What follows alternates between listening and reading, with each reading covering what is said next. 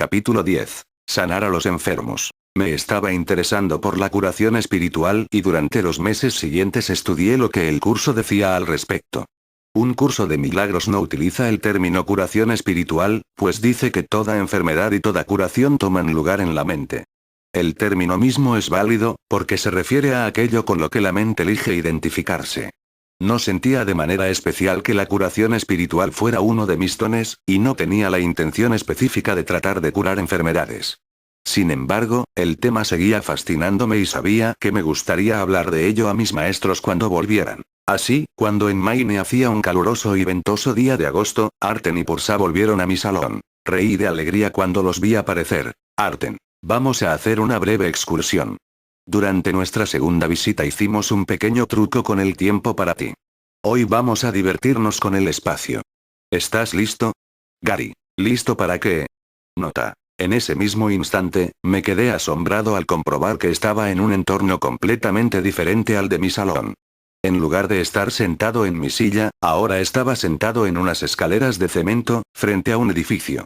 Reconocí inmediatamente que estaba en Portland, en la costa, como a unos 50 kilómetros de mi casa. Había caminado varias veces por la ciudad con Karen a lo largo de los últimos años. Tenía a Arten y a Pursa sentados a cada lado. Se levantaron y me hicieron un gesto para que los siguiera. Arten, la primera vez lo deja a uno anonadado, ¿no es así? Gary, tienes que estar tomándome el pelo. Estamos verdaderamente aquí. Quiero decir que, sin duda parece real. Arten. Hay una cita del curso que hemos parafraseado antes, eres un viajero únicamente en sueños, mientras permaneces a salvo en tu hogar. Bien, esto es cierto de todos tus viajes. Todos ellos son una proyección de la mente, igual que todo lo demás. Todo es un sueño, y ese cuerpo con el que habitualmente pareces viajar no es más real que esta pequeña ciudad histórica. Nota. Estuvimos caminando un rato, lo que me ayudó a integrar la sorpresa de esta increíble y repentina experiencia de transporte mental. Entonces Pursa retomó la conversación. Pursa, en realidad, no vinimos a hablar del espacio o del tiempo. Sabemos qué es lo que deseas tratar hoy.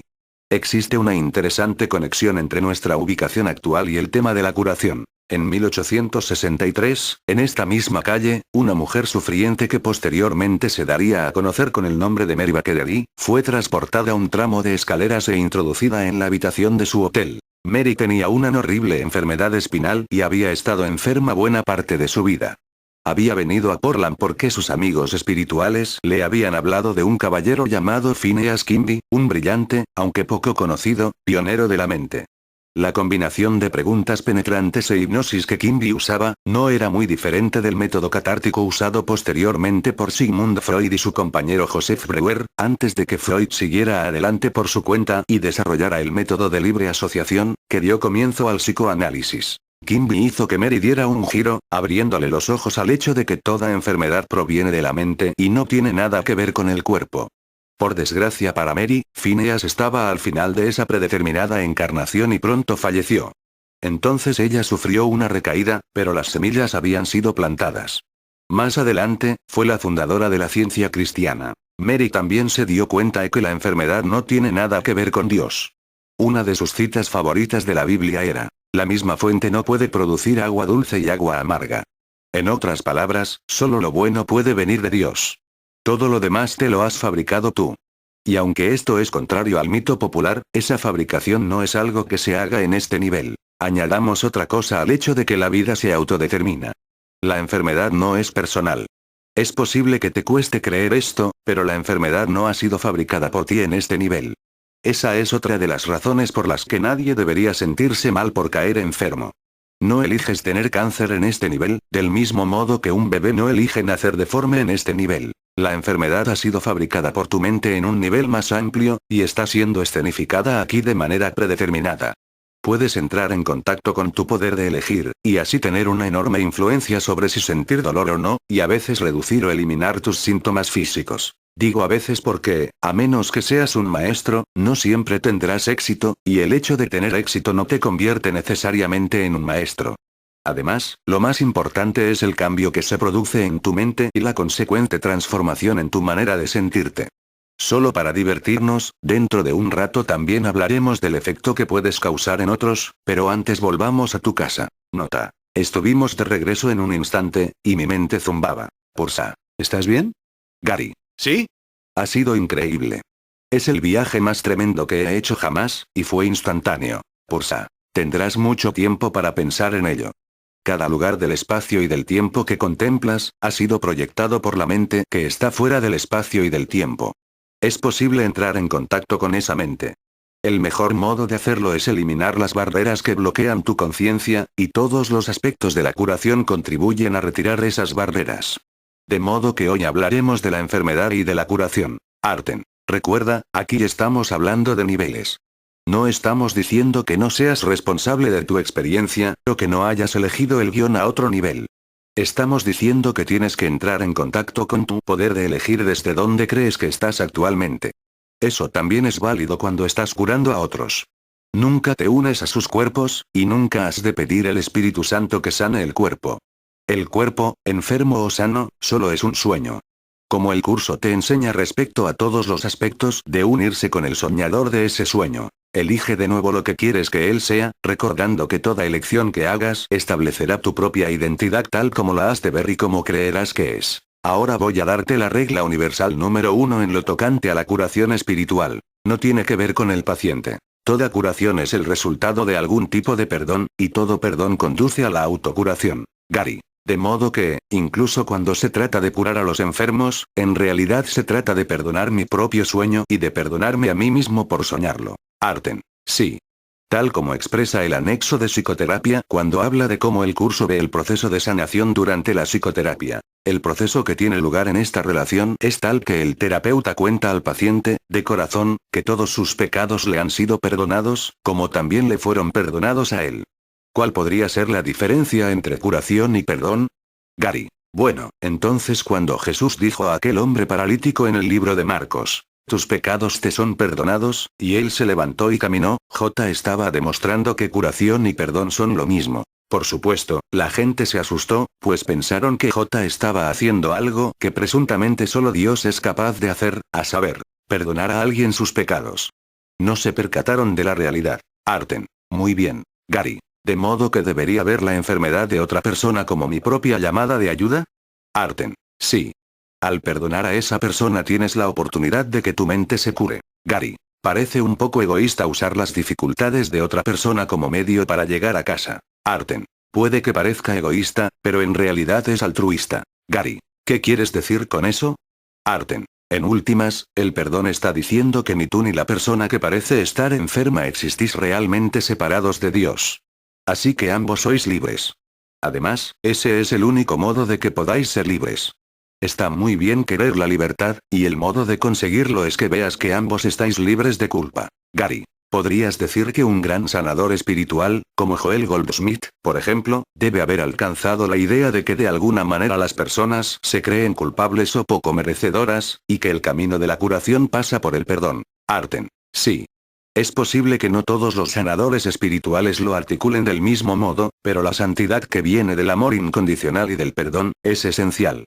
En algunos casos provoca algo en el inconsciente del paciente. Un reconocimiento de que en realidad es inocente y ha sido perdonado por Dios. Por supuesto, la mente del sanador está siendo sanada simultáneamente, porque en realidad solo hay una mente. No hay paciente. En realidad no. El sueño no está siendo soñado por alguien más, ¿recuerdas? Gary. Oh, sí. Arten. A propósito, realmente curó a ese hombre tal como se describe en Marcos.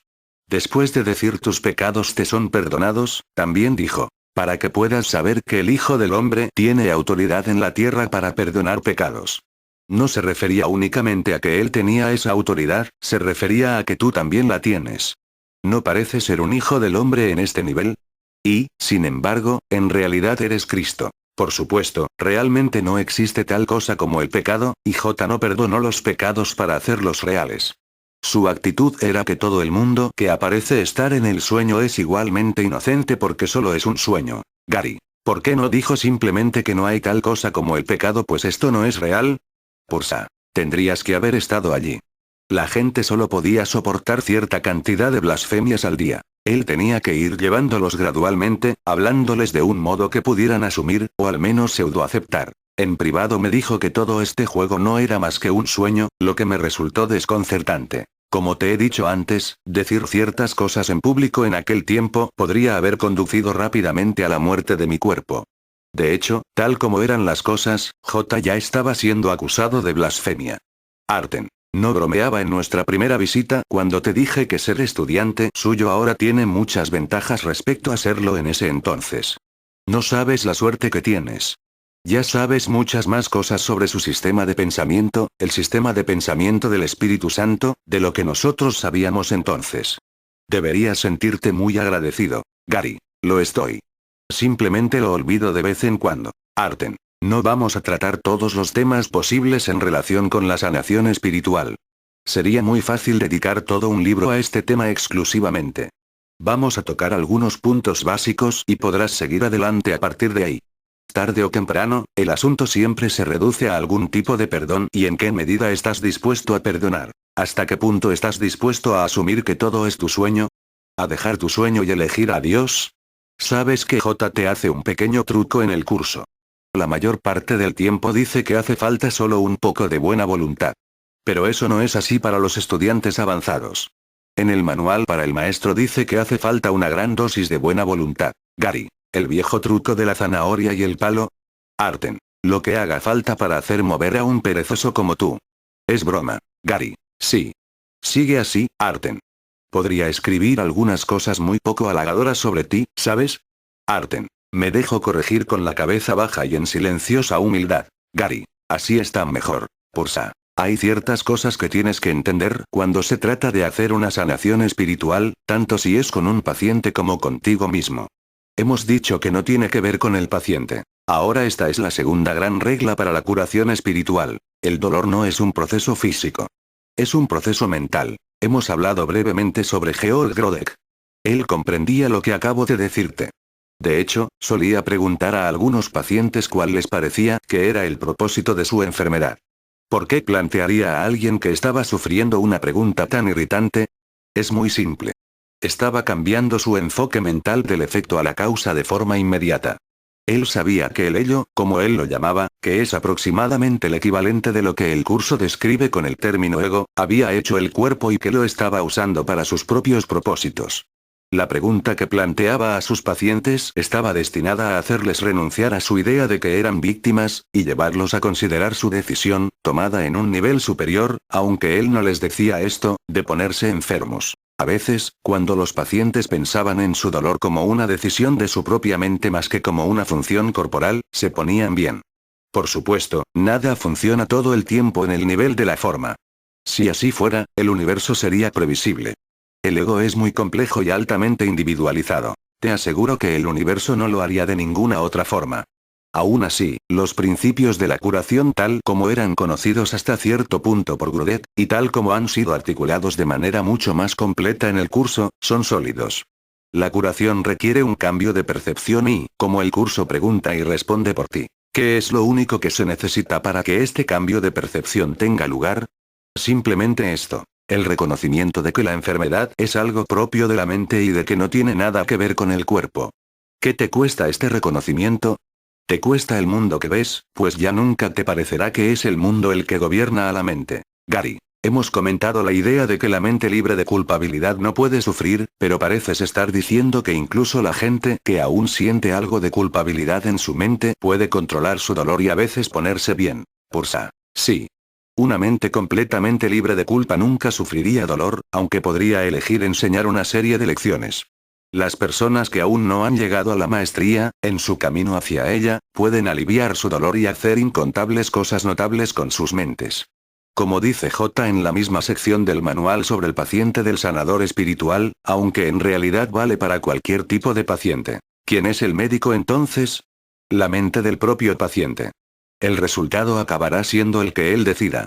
Agentes especiales parecen atenderle. Sin embargo, no hacen otra cosa que dar forma a su elección. Los escoge con vistas a dar forma tangible a sus deseos. Una vez que el paciente o el sanador aceptan el perdón del Espíritu Santo, entonces su actitud es esta. El mundo no le hace nada. Pero él pensaba que le hacía algo. Él tampoco le hace nada al mundo, ya que estaba equivocado con respecto a lo que el mundo era.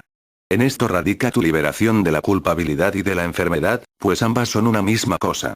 Gary. Es una variante avanzada del perdón, pero sigue siendo lo mismo. Pursa. Exactamente, buen estudiante. Dentro de ese cambio de la percepción hacia el perdón reside tu propia liberación, así como la de tus hermanos y hermanas.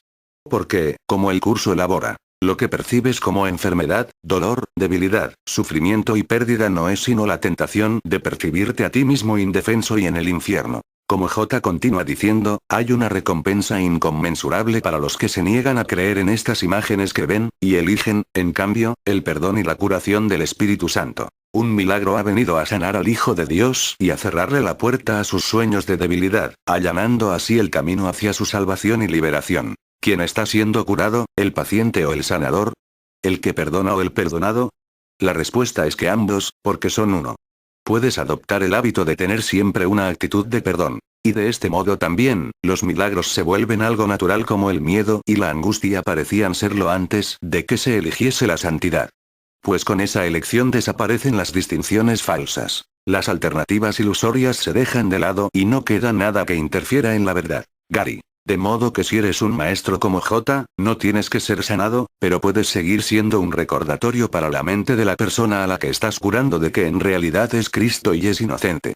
Cualquier maestro de Dios puede cumplir esa función y al mismo tiempo ser sanado por el Espíritu Santo.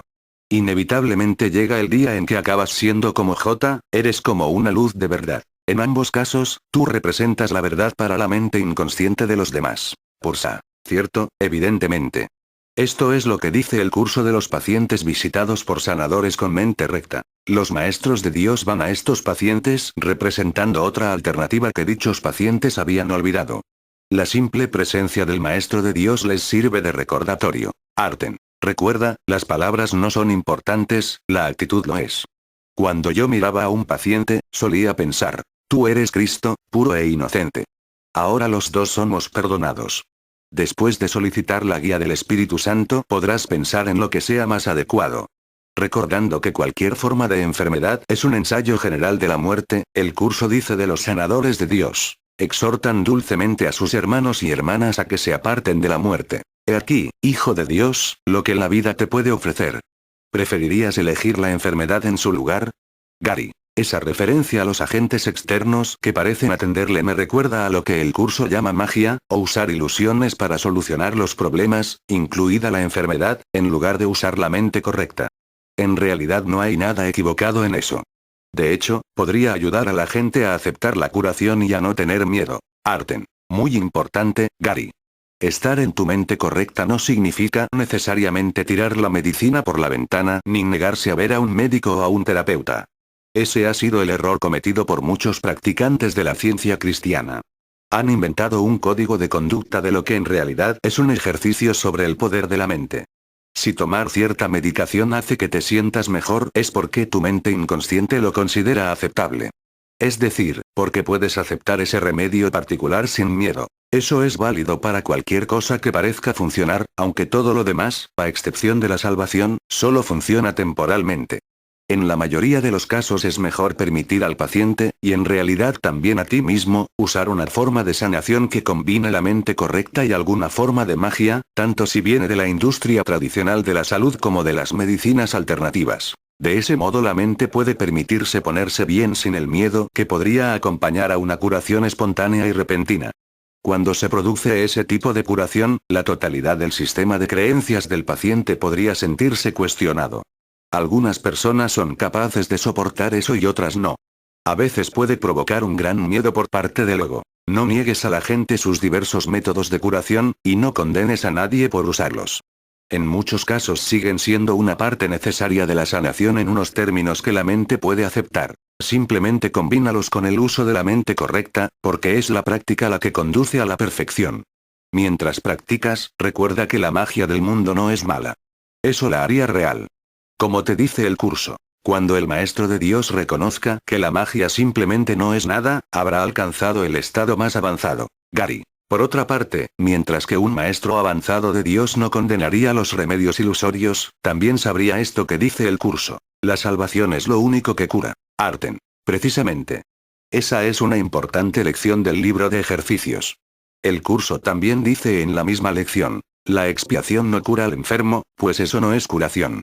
pero sí elimina la culpabilidad que hacía posible la enfermedad.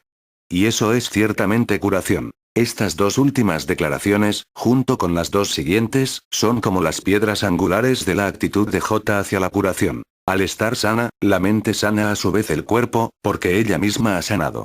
Las enfermedades son inconcebibles para la mente sana, ya que no puede concebir atacar a nada ni a nadie. Y continúa diciendo, el ego cree que castigándose a sí mismo mitigará el castigo de Dios. Mas incluso en esto es arrogante. Le atribuye a Dios la intención de castigar, y luego adopta esa intención como su propia prerrogativa. Gary, muy claro, amigo mío.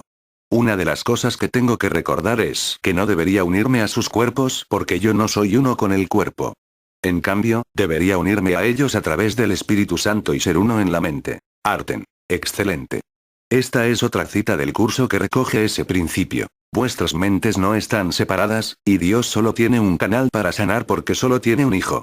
El único nexo de comunicación que le queda a Dios con sus hijos los une a todos ellos entre sí, y a todos ellos con Él. Y ese nexo de comunicación es... Gary, el Espíritu Santo. Qué bien que lo supe, ¿verdad? De lo contrario habría suspendido. Arten. Por fortuna, no puedes suspender el curso. Lo peor que puede pasarte es que tengas que seguir aquí, al menos así parece. Gary. Algunas personas no piensan que eso sea tan malo. Arten. Ya hemos hablado de ello.